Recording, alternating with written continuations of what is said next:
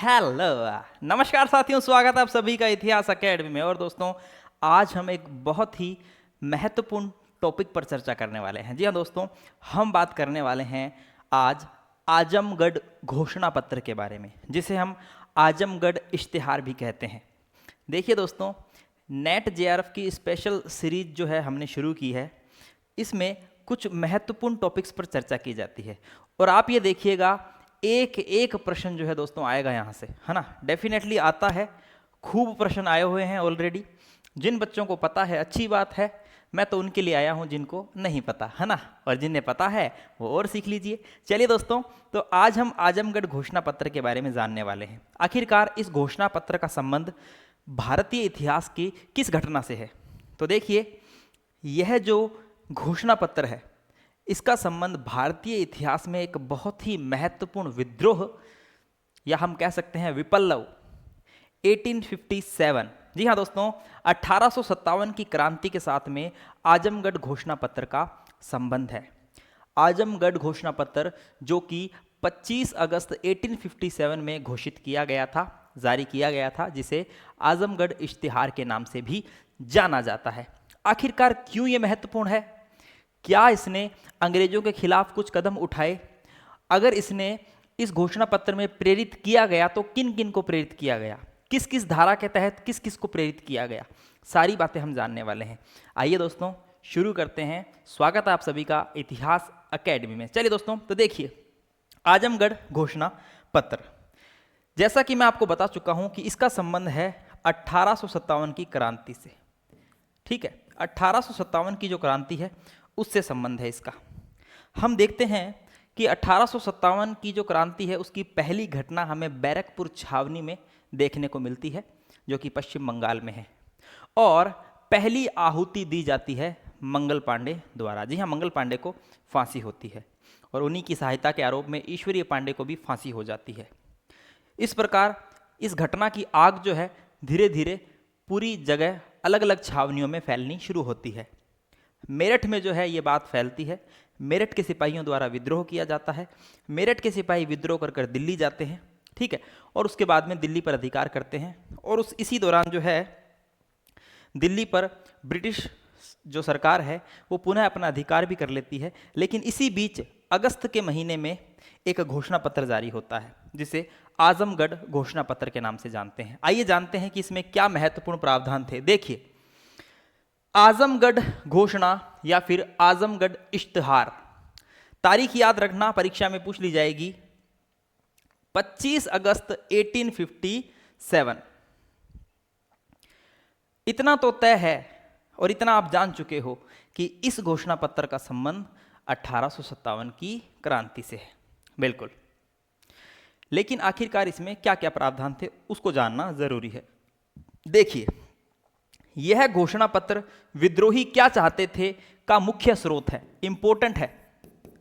यहां पर विद्रोही बोले तो जो अंग्रेजों के खिलाफ विद्रोह कर रहे थे, विद्रोही क्या चाहते थे, अगर आपको जानना है तो उसके लिए महत्वपूर्ण स्रोत है आजमगढ़ घोषणा पत्र। चलिए देखिए, इसके अनुसार, यानी कि इस घोषणा पत्र के अनुसार, देखिए ऐसा बताया जाता है कि यह जो घोषणा पत्र है यह बादशाह को संबोधित करते हुए फिरोज शाह द्वारा जारी किया गया था, संभवतः, है ना।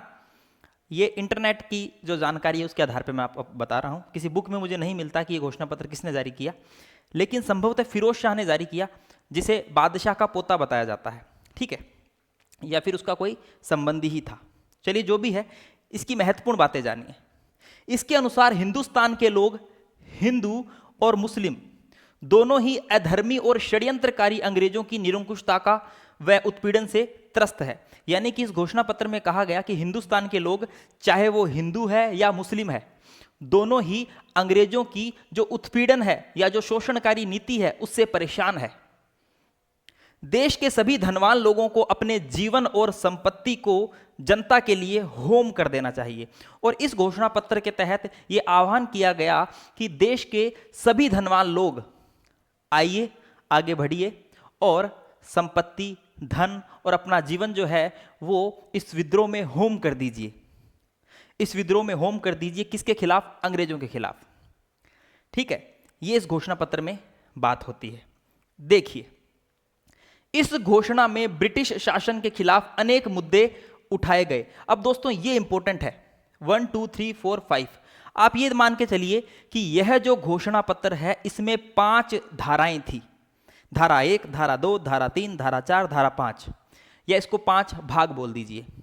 ये जो पांचों धाराएं हैं ये देश के अलग अलग अलग अलग लोगों के लिए थी। इसमें जमींदारों को भी शामिल किया गया है, इसमें काश्तकारों को भी शामिल किया गया है, इसमें पंडितों फकीरों को भी शामिल किया गया है, इसमें किसानों को भी शामिल किया गया है, ठीक है, इसमें व्यापारियों को भी शामिल किया गया है। यानी कि घोषणा पत्र के अंदर 5 धाराएं, 5 धाराएं बोल दो या 5 भाग बोल दो। भाग 1 में है जमींदारों के बारे में। अब देखिए, वैसे तो बहुत बड़ा बड़ा लिखा हुआ है, लेकिन मैं आपको यही समझा देता हूं। भाग 1 में जमींदारों को बताया गया है। क्या बताया गया है? जमींदारों को अंग्रेजों के खिलाफ जो है या फिर अंग्रेजों की जो नीतियां थी उसके बारे में बताया गया। जमींदारों को बोला गया कि देखिए, अंग्रेजों का जो भी भू राजस्व व्यवस्था है या फिर जो भी भूमि बंदोबस्त है वे सभी शोषणकारी नीतियों के तहत चल रहे हैं। अंग्रेजों ने जितने भी बंदोबस्त लागू किए उनके तहत किसानों का क्या हुआ है? किसानों और जमींदारों का शोषण ही हुआ है। ठीक है, तो भाग 1 में इस प्रकार जमींदारों को अंग्रेजों के खिलाफ भड़काया गया। भाग 2 में व्यापारियों के बारे में, यानी कि भाग 2 में व्यापारियों को संगठित होने के लिए कहा गया और व्यापारियों को कहा गया कि देखो, इन अंग्रेजों ने हिंदुस्तान से जो व्यापार है उसमें बहुत मुनाफा कमा लिया है, ठीक है, और ये जो तुम्हारा व्यापार है ये नुकसान में है। अंग्रेज जो है वो अपना मुनाफा चाहते हैं, अपने मुनाफे के लिए काम करते हैं। ब्रिटिशर्स जो है भारत से बहुत सारा धन लेके गए हैं, जैसे कि दादा भाई नौरोजी का धन निष्कासन का सिद्धांत, जिसके तहत बहुत सारा धन हिंदुस्तान से जाता है लेकिन प्रतिफल में हमें कुछ नहीं मिलता है। तो इस प्रकार व्यापारियों को मोटिवेट किया जा रहा है। इसी घोषणा पत्र की 3री धारा के अंदर सरकारी कर्मचारियों के बारे में कहा गया है और सरकारी कर्मचारियों को कहा गया है कि सरकारी नौकरी करने का तुम्हारा क्या फायदा?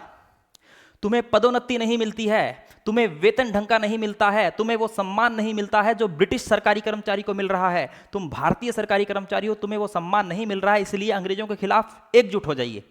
इसी की धारा 4 में कारीगरों को संबोधित करके क्या कहा गया? ए कारीगरों, ओ कारीगरों तुम्हारे जो छोटे मोटे काम थे वो सब अब नष्ट हो चुके हैं, ठीक है।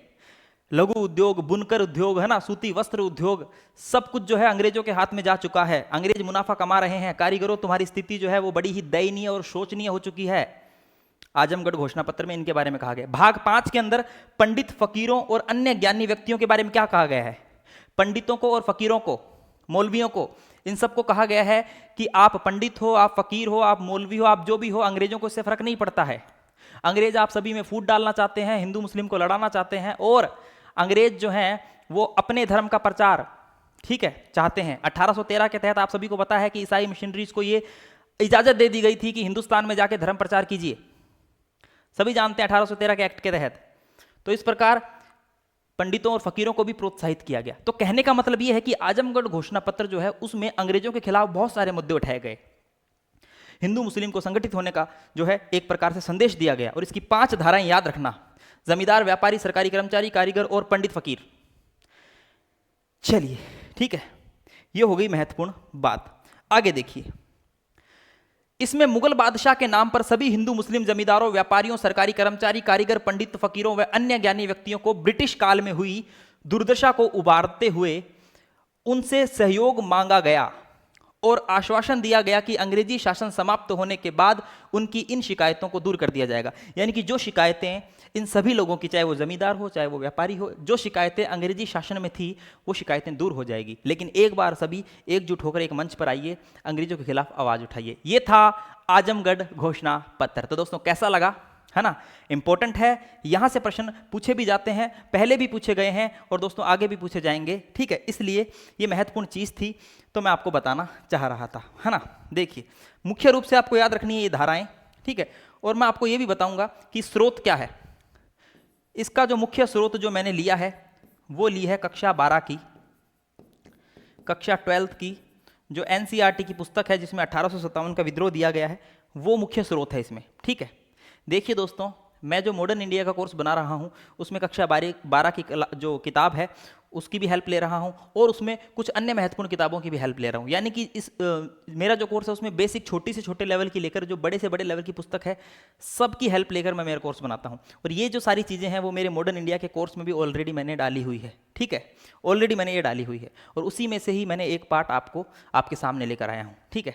चलिए, तो उम्मीद कर रहा हूँ अच्छा लग रहा है आपको, अच्छा लगा होगा, ये डेफिनेटली लगा होगा। और महत्वपूर्ण जानकारी है, तारीख याद रखना, आजमगढ़ घोषणा पत्र याद रखना, ठीक है, सारी चीज़ें आपको याद रखनी है। ये स्पेशल सीरीज है दोस्तों, 5-5 मिनट अपने लिए निकालिए और दोस्तों 5-5 मिनट का फ़ायदा, अपना दूरगामी फ़ायदा है ना, आगे की सोच के चलिए, है ना, आगे आपको बहुत ज़्यादा फायदा होने वाला है। ध्यान से सुनिएगा, भले ही नोट मत कीजिएगा, ध्यान से सुनना, कानों को खोल के सुनना, मस्तिष्क के पटल खोल के सुनना दोस्तों, कहीं ना कहीं क्वेश्चन टकराएगा। ये सीरीज ऐसे ही नहीं चलाई जा रही दोस्तों, महत्वपूर्ण चीज़ें इसमें दी जा रही है। चलिए दोस्तों, तो इसी के साथ जो है एक और महत्वपूर्ण क्लास के साथ हम मिलेंगे कल, ठीक है। चलिए, तो मिलते हैं नेक्स्ट क्लास में, तब तक के लिए जय हिंद, जय भारत, धन्यवाद।